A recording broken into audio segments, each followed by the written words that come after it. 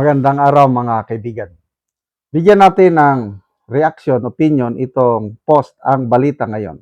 Title, Pareho pa rin ang visa niyan.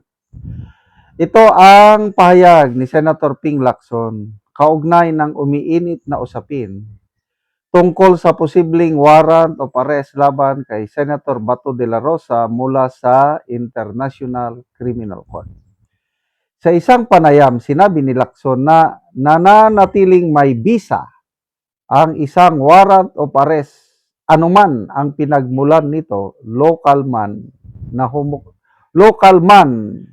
o banyagang hukuman. Sabi niya, a warrant of arrest is a warrant of arrest, whether it was issued by a foreign court, international court, or the domestic court. Ayon kay Lacson, ang pangunahing prinsipyo umano nito ay ang pagrespeto sa proseso ng batas at sa legal na implementasyon ng mga kautusan ng hukuman. Wow! Ang galing ano? Pagrespeto sa proseso ng batas. Palakpakan naman natin si Senator Lacson dahil talagang siya po ay 100% ang pagrespeto niya sa proseso sa batas.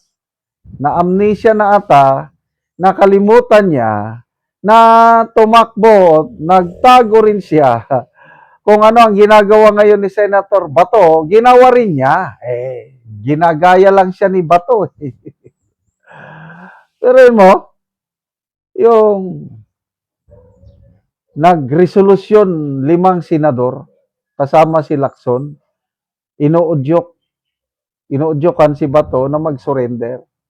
Okay lang yung 4, Soto, at yung 3 kakamping. Okay yan yun. Kailang Soto, uudyokan niya si Bato na mag-surrender na lang dahil nandyan yung warrant of arrest. Oh, come on. Where's your, anong tawag doon? Mabuti sana kung hindi siya nagtago nung panahon niya. Bakit? Siya na lang ba ang may karapatang magtago? Si Bato, wala. Weh.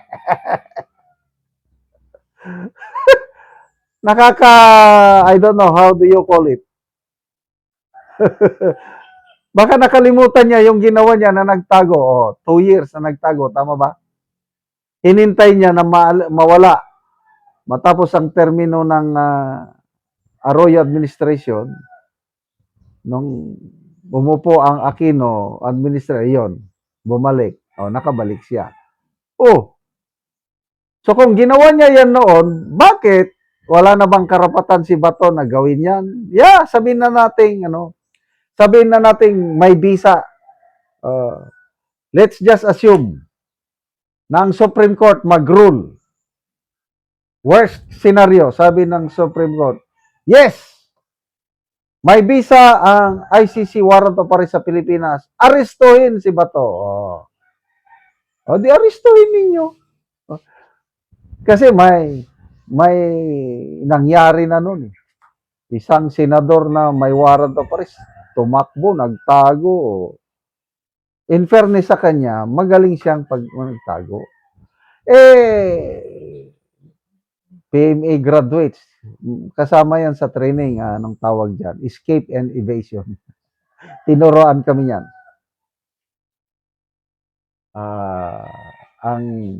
Ang scenario is, para bang mga prisoner of war kami nga nakatakbo. Tago. So, nandyan na yung mga aggressor.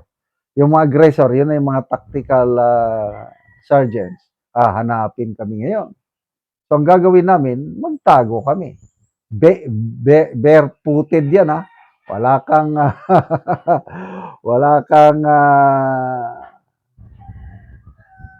so, kung magaling ka sa training, nasanay ka ng ganun, na-evade mo ng arrest, ayan, pasado ka sa kurso.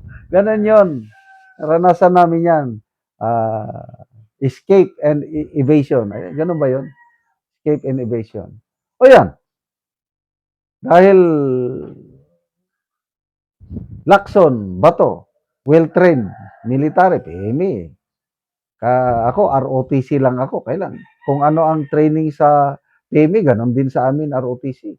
Parehas lang yan. Yun nga lang, hindi kami nakatira sa barracks, hindi kompleto ang aming uniforme, pagkain, everything. Kanila, kompleto. Kailangan ang training parehas. So, escape and evasion. So, ginawa ni Lacson noon, escape, mag-evade ng arrest. Matagumpay siya. Ngayon, magtatagumpay ba si Bato sa kanyang pag-evade sa arrest? Yeah, sige. Manhunt operation na kasi may order na po ang gobyerno. DOJ, nagbigay na ng lawful order at ang PNP bound to follow that order. Again, maalala ko tuloy, noong 1990s, isang respetadong army commander na na-involve sa kudita, panahon ng Cory administration. Manhunt operation dito sa Mindanao. Ang daming dineploy Army Marine battalions. Marami. As in, inalughog ang bundok, kabundukan. Tagusan del Sur kung saan nagtatago yung the late Colonel Alexander Noble. Result, hindi nila nahanap. Hanggang si Noble bumaba. Lumusob sa Butuan, sa Army Camp. Lumusob sa Cagayan de Oro, Army Camp. Tinik over niya. And the rest is history. Hanggang nag-surrender na lang siya. Ayun. Pagalingan ngayon ng pagtatago. Ang tanong ngayon, may kakayahan ba ang NBI, PNP na arestuhin si Bato? Baka mamaya, pag hindi nila maristo, gamitin ang AFP, so be it. Buhos. Kung nagawa ni Lacson noon na nagtago, I believe magagawa rin yan ni Bato. Special Forces kaya si Bato. Member siya ng SAF, Special Action Force. Well-trained yan. Combat hardened yan na opisyal. Kaya, sige, paristo nyo. Tingnan natin, kanino ang huling halakak, kay Lacson o kay Bato. Salamat mga kaibigan sa inyong pagsubaybay sa channel nito. Nakakatulong kayo ng malaki sa Tribong Talandig ng Bukidnon dahil ang sweldo natin sa channel nito is pantulong po sa tribo. Namimigay tayo ng libreng yero at pako para makapagpatayo sila ng mas maayos na tirahan. Panoorin nyo ang video na ito. Mauna niyang mga scene nga ipanghatag sa mga tao. So, dagan-dagan yod nga yero ang atong nahatag dinhi. So, mauna ni sila ang mga tao nga taga-ano gero. Maupod niya ang mga lansang nga ipanghatag. Mga lansang, mga yero. Kompleto gyud.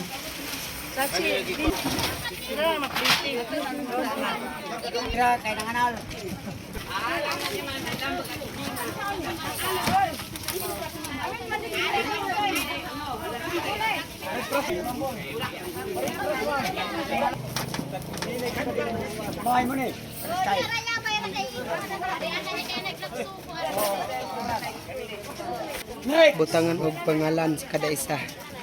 Tag-iya.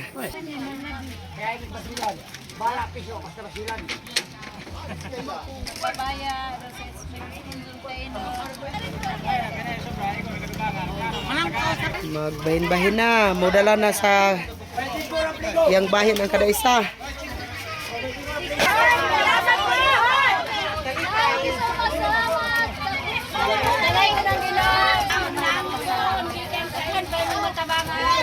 Baintiotso ka pamilya ni sila.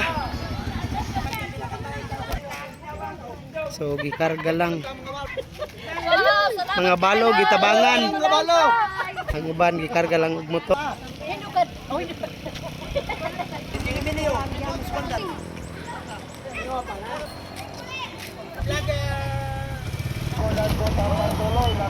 Hey, kisa bulik ko. Hoy.